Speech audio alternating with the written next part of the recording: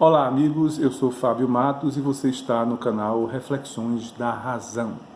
Eu hoje quero contar para vocês e comentar sobre a luz da razão a pequena história dos filhos de Adão e Eva, são os conhecidos Caim e Abel. É uma história pequena, né? Mas mesmo assim eu acho que se ficar muito grande o vídeo eu vou dividir em duas partes ou até três se for preciso. Porque apesar de ser uma história pequena, mas ela dá cabo, assim, ela dá margem a muitos comentários sobre a luz da razão e eu creio que vocês vão gostar muito. Sobretudo no final, que essa história tem um final surpreendente e vai caber aí muitas reflexões. Então eu convido vocês a me acompanhar nessa leitura, né, e nessa reflexão. Essa história ela se encontra no livro de Gênesis, mais precisamente no capítulo 4. É o capítulo 4 do Gênesis, que começa assim. Adão teve relações com Eva, sua mulher, e ela ficou grávida. Eva deu à luz um filho e disse, com a ajuda de Deus, tive um filho homem. E ela pôs o nome de Caim. Então Caim foi o primeiro filho do casal Adão e Eva, do primeiro casal de seres humanos que o Deus judaico-cristão havia supostamente criado. E aí continua a história assim. Depois teve outro filho chamado Abel, irmão de Caim. É aqui que a gente se depara com essas... A gente vai ler na Bíblia e se depara com essas pérolas, que eu chamo isso de pérolas bíblicas, né? É claro que Abel era irmão de Caim, só existiam eles dois. Se nasceu Caim, foi o primeiro filho, logicamente Abel seria seu irmão. Eu fico me perguntando por que os autores escreveram dessa maneira, né? Parece que estava escrevendo para gente com deficiência mental, né? Deixa eu reler aqui para vocês. Depois teve outro filho chamado Abel, irmão de Caim. Mesmo que Eva quisesse trair Adão, não tinha como, só existiam eles dois no mundo. Como é que Eva poderia botar um par de chifres em Adão e ter um filho de um relacionamento extraconjugal? Eu vejo aqui uma certa ingenuidade do autor bíblico, sabe, de ter escrito dessa forma, né? Não entendo porquê, mas vejo somente uma certa ingenuidade de ter escrito o texto dessa forma, né? Então, assim, não teve um cuidado, né? Passou despercebido, né? Essa questão aqui do Caim ser irmão de Abel, dele deixar isso expresso de que Caim era irmão de Abel. Abel era pastor de ovelhas e Caim era agricultor. O tempo passou, um dia Caim pegou alguns produtos da terra e os ofereceu ao Deus eterno. Abel, por sua vez, pegou o primeiro carneirinho nascido no seu rebanho, matou e ofereceu as melhores partes ao Deus eterno.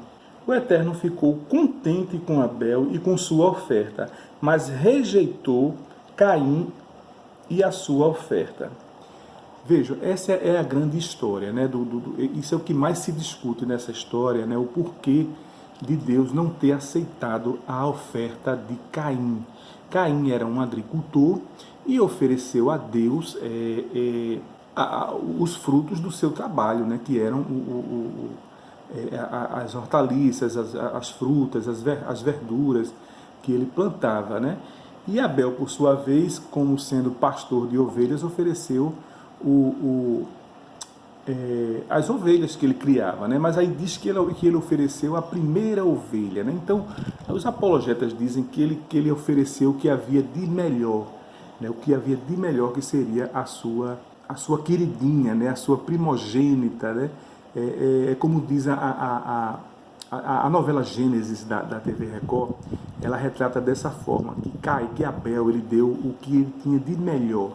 Não se sabe também aqui por que é que eles chegaram a oferecer uma oferta de animais, de sacrifício de animais, porque isso só é exigido lá na frente, em Levítico, né?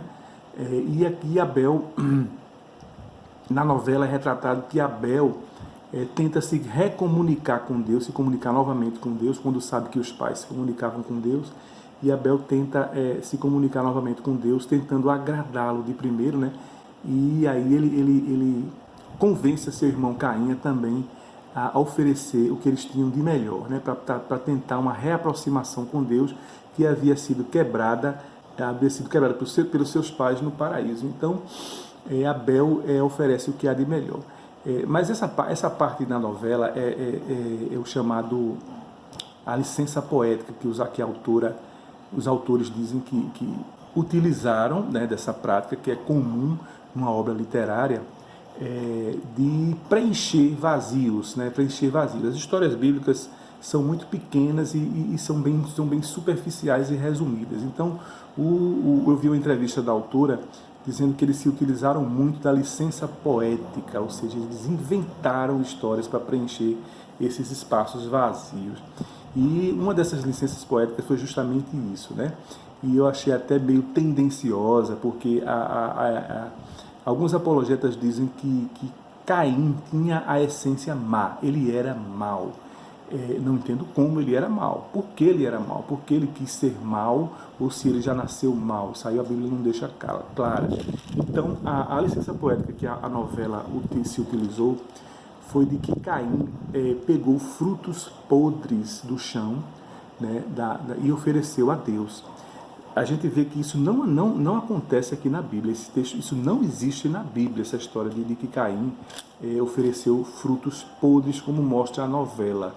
Veja como foi tendenciosa, né, essa cena da novela da TV Record. Veja que a Bíblia diz que um dia Caim pegou alguns produtos da terra e os ofereceu ao Deus eterno. Pronto, o texto só fala isso, que Caim pegou alguns produtos da terra, que era o que ele trabalhava como sendo agricultor. Aqui não diz que Caim pegou frutos podres ou os piores frutos da terra. A Bíblia não diz por quê. Então é quando entra o esforço dos apologetas para tentar interpretar esse texto aqui. Então muitos dizem que Caim era mau, ele tinha a essência má. Eles só não explicam como Caim era mau, por que ele se tornou mau, se ele já nasceu mau. Porque como é que uma pessoa se torna mal vivendo apenas com o pai, a mãe e um irmão, num mundo sem problemas nenhum, sem aperreio nenhum, né? O cara não tem que levantar todo dia às 5 da manhã, pegar ônibus lotado para trabalhar, né? Ter que aturar o seu vizinho chato, as pessoas chatas do mundo. Qual é a razão de que Caim era mau? Porque se ele nasceu mal, então foi porque Deus fez ele mal. É isso que os apologetas não explicam, né? Se ele nasceu mal, foi porque Deus quis que ele nascesse mal, né? Porque até a pessoa nascer má, ela não tem culpa de ser, né? Ela pode se tornar má devido às circunstâncias da vida, né? Mas aí a Bíblia não explica por que Caim era mal, né? Eles tentam explicar, já que a história é muito resumida, né? Então eles tentam dizer que Caim já tinha uma essência má, um espírito mau.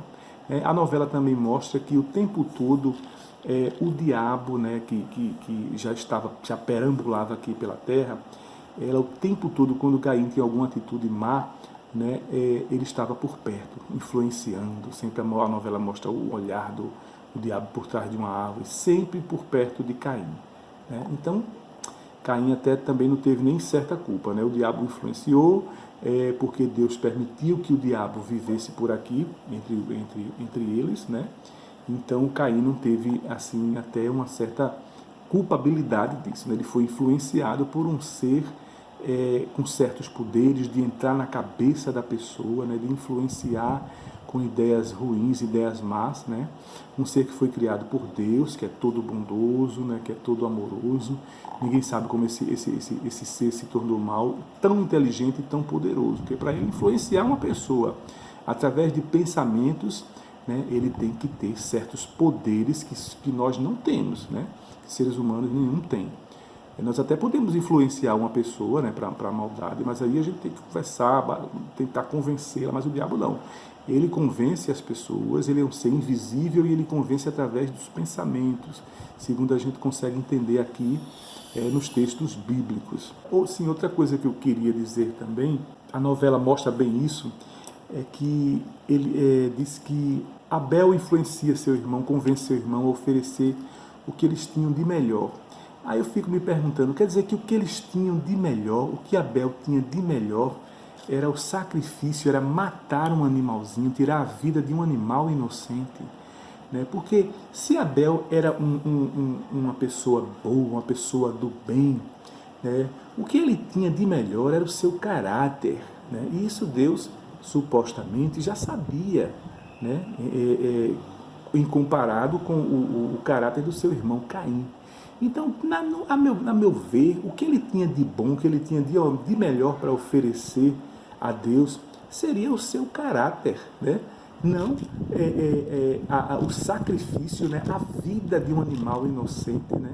E ainda esse Deus aceitar essa oferta, né?